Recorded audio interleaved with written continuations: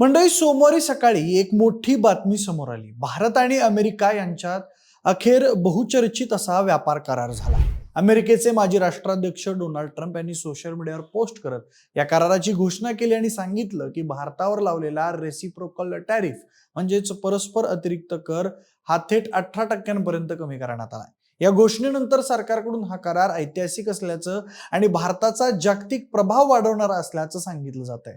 पण म्हणजे या सगळ्या गोड शब्दांच्या आड एक कडू वास्तव दडलेलं तर नाही ना? कारण या व्यापार कराराचा थेट फटका बसणार आहे तो भारतातल्या थेट शेतकऱ्यांना. कारण या करारामुळे भारतीय शेतकऱ्यांना अमेरिकन शेतकऱ्यांसोबत स्पर्धा करावी लागणार आहे. खरं तर अमेरिका आणि भारत यांच्यातील शेती व्यवस्था, हवामान, सरकारी अनुदान, तंत्रज्ञान, कायदे आणि शेतकऱ्यांना मिळणाऱ्या सोयी या सगळ्यांची तुलना करणंच चुकीचं आहे. जिथे अमेरिकन शेतकऱ्याला सरकारकडून प्रचंड सबसिडी, आधुनिक यंत्रणा आणि संरक्षण दिलं जातं, तिथे भारतीय शेतकरी अजूनही कर्ज, निसर्गाचा फटका आणि बाजारातील अन्यायाशी झुंज देतोय. अशा परिस्थितीमध्ये जर स्वस्त अमेरिकन शेतीमाल भारतीय बाजारात आला तर आपल्या शेतकऱ्यांच्या मालाला भाव मिळणार का? की पुन्हा एकदा नुकसान, कर्ज आणि हतबलता हे सगळं त्याच्या वाट्याला येणार? म्हणूनच आता गंभीर प्रश्न उपस्थित होतोय की भारत अमेरिका व्यापार करार शेतकऱ्यांसाठी खरंच धोकादायक ठरतोय का? या करारावर प्रधानमंत्री नरेंद्र मोदी आणि इतर नेत्यांची नेमकी काय प्रतिक्रिया आहे? आणि सगळ्यात महत्वाचं म्हणजे या निर्णयाचा भारतीय शेतकऱ्यांच्या जीवनावर नेमका काय परिणाम होणार आहे, याचीच माहिती सांगणारा हा सविस्तर व्हिडिओ. नमस्कार, मी प्रथमेश आणि तुम्ही पाहताय विशेष भारी. म्हणजे अमेरिकेचे राष्ट्राध्यक्ष डोनाल्ड ट्रम्प यांनी सोमवारी रात्री एक ट्विट करत भारत आणि अमेरिका यांच्यातील व्यापार कराराची अधिकृत घोषणा केली.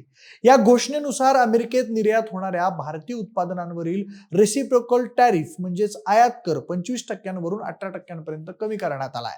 या करारामध्ये अमेरिकेकडून अनेक दावे करण्यात आले. सोबतच या करारानंतर भारतातील काही क्षेत्रांमध्ये अमेरिकन उत्पादनांच्या आयातीसाठी दरवाजे खुले करण्यात आले.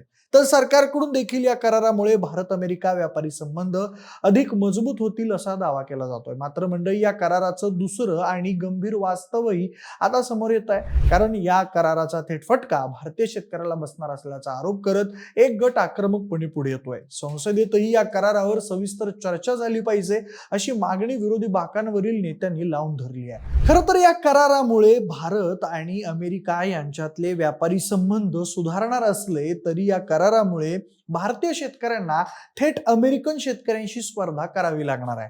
पण ही स्पर्धा समान ताकदीच्या दोन शेतकऱ्यांमधली नाही अशी तीव्र प्रतिक्रिया काही शेतकरी आणि नेत्यांकडूनही व्यक्त केली जात आहे. अमेरिकेचा शेतकरी सरकारच्या मजबूत संरक्षणाखाली उभा आहे, तर दुसरीकडे भारतीय शेतकरी आजही हवामान, बाजारभाव आणि कर्ज या तिन्हींच्या खात्रीत अडकलेला आहे. त्यामुळे ही स्पर्धा भारतीय शेतकऱ्यांसाठी धोक्याची घंटा समजली जाते आहे. अमेरिकन शेतकऱ्यांच्या पाठीशी अनुदान, पीक विमा, साठवणूक सुविधा आणि ठोस निर्यात धोरणांची भक्कम भिंत आहे आणि भारतीय शेतकऱ्याच्या पाठीशी मात्र कर्जाची वही आणि आश्वासनांची फाईल एवढंच उरलंय. याच पार्श्वभूमीवर ज्येष्ठ कृषी अर्थतज्ञ विजय जावंधिया यांनी या करारामुळे भारतीय कृषी आणि डेअरी क्षेत्रावर दूरगामी आणि गंभीर परिणाम होण्याची शक्यता व्यक्त केली आहे.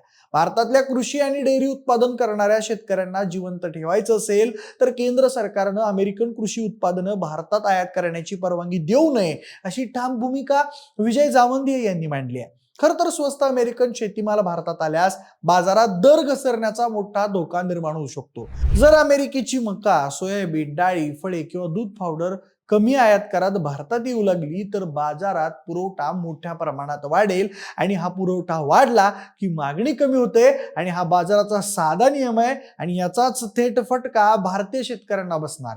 कारण मग शेतकऱ्यांना त्यांचा माल हा कमी दरात विकावा लागेल. पुरवठा वाढल्यामुळे भारतीय शेतमालाचे भाव खाली येतील आणि परिणामी शेतकऱ्यांचं उत्पन्न आणखीनच घटेल. इतकंच नाही तर या कराराचा परिणाम म्हणजे किमान आधारभूत किंमत म्हणजेच MSP वरही याचा परिणाम होऊ शकतो. जर आयात वाढली आणि बाजारभाव घसरले तर सरकारसाठी MSP दराने खरेदी करणं अधिक महाग ठरेल. अशा परिस्थितीत सरकारवर MSP कमी करण्याचा दबाव येऊ शकतो आणि जर MSP कमकुवत झाली तर शेतकऱ्यांसाठी उरलेलं शेवटचं संरक्षण कवचही हळूहळू ढासळण्याची भीती आहे. याच कारणांमुळे या करारावर माजी खासदार राजू शेट्टी यांनी देखील टीका केली आहे. हा व्यापार करार मंजूर झाला तर भारतातल्या शेतकरी आणि दूध उत्पादकांचं कंबरड मोडेल. हा करार म्हणजे थेट भारतीय शेतकऱ्याच्या मृत्यूला दिलेली संमती आहे असा गंभीर आरोप राजू शेट्टी यांनी केलाय. राजू शेट्टी म्हणाले की या करारामुळे अमेरिकन शेतकऱ्यांनी उत्पादित केलेली मका, सोयाबीन, दुग्धजन्य पदार्थ, कापूस आणि आदी उत्पादनं मोठ्या प्रमाणावर भारतात आयात केली जातील. परिणामी देशातील शेतकऱ्यांना त्यांच्या मालाला योग्य दर मिळणार नाही आणि देशांतर्गत बाजारपेठ उद्ध्वस्त होण्याची भीती आहे. अमेरिकन शेतीला मोठ्या प्रमाणात सबसिडी मिळते. अशा परिस्थितीत भारतीय शेतकरी अमेरिकेच्या शेतकऱ्यांसोबत स्पर्धा कशी करणार, असा सवाल त्यांनी उपस्थित केला. या कराराचा सर्वाधिक मोठा फायदा हा कॉर्पोरेट कंपन्यांना होणार असल्याचा आरोप करत शेट्टी म्हणाले की हा करार मुकेश अंबानी आणि रिलायन्स इंडस्ट्रीज यांच्यासारख्या उद्योग समूहांना लाभदायक ठरेल. मात्र भारतीय साखर उद्योग, दुग्ध व्यवसाय आणि लघु शेतकरी पूर्णपणे यामुळे मोडून पडतील. यावेळी त्यांनी पीएम मोदींवरही टीका केली. डोनाल्ड ट्रम्प यांच्या समोर आमच्या 56 इंच छातीच्या पंतप्रधानांनी नांगी टाकून या करारावर सही केली, ही अत्यंत दुर्दैवी बाब आहे, असा आरोप त्यांनी केला. याचबरोबर अमेरिकेसारख्या बलाढ्य देशाशी हातमिळवणी करताना आपल्या हक्काच्या माणसाचं म्हणजेच शेतकऱ्यांचं हित जोपासलं जाईल का, हा प्रश्न सध्या अनेकांना पडलाय. आणि याचीच धास्ती आता खुद्द राष्ट्रवादी काँग्रेस शरद पवार गटाचे सर्वेसर्वा शरद पवार यांनी देखील बोलून दाखवली आहे. बारामतीत पत्रकारांशी संवाद साधताना त्यांनी भारत आणि अमेरिका यांच्यातील नव्या करारावर बोट दाखवत सरकारला सावध केला. शरद पवार यांनी पत्रकार परिषदेत भारत आणि अमेरिका यांच्यातील व्यापार कराराबाबतही भाष्य केलं. अमेरिकेनं भारताकडून निर्यात होणाऱ्या वस्तूंवरील करामध्ये कपात करण्याचा निर्णय घेतलाय.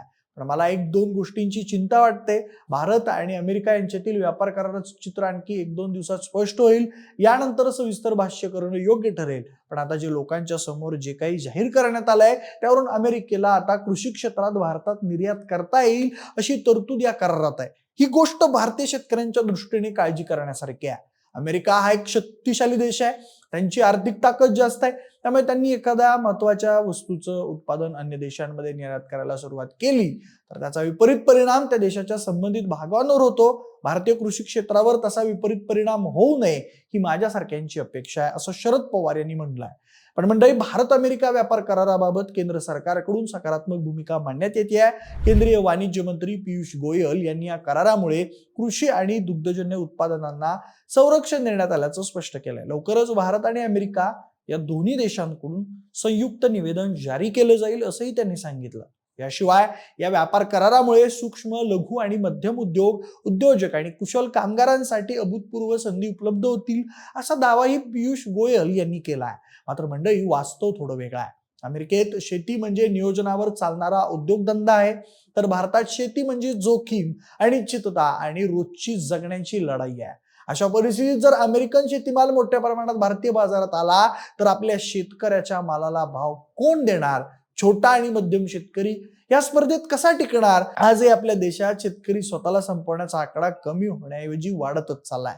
आणि अशा वेळी जागतिक स्पर्धेचं ओझं शेतकऱ्याच्या खांद्यावर टाकणं हा न्याय नाही का? हेच ते प्रश्न आहेत जे या करारामुळे उभे राहिले आहेत. याच कारणांमुळे अनेक शेतकरी आज नाराज आहेत, अस्वस्थ आहेत. म्हणूनच आता सरकारला थेट प्रश्न विचारला जातोय की हा करार करून सरकारनं आपल्या शेतकऱ्यांवर अन्याय केलाय का? आणि भारत अमेरिका व्यापार कराराचे शेतकऱ्यांवर पुढे अजून कोणकोणते परिणाम होऊ शकतात याबद्दल तुमचं मत काय? कमेंट बॉक्समध्ये नक्की सांगा. सोबतच अशाच नवनवीन आणि माहितीपूर्ण व्हिडिओसाठी आपल्या विशेष वारीच्या YouTube चॅनलला सबस्क्राईब करायला अजिबात विसरू नका. धन्यवाद.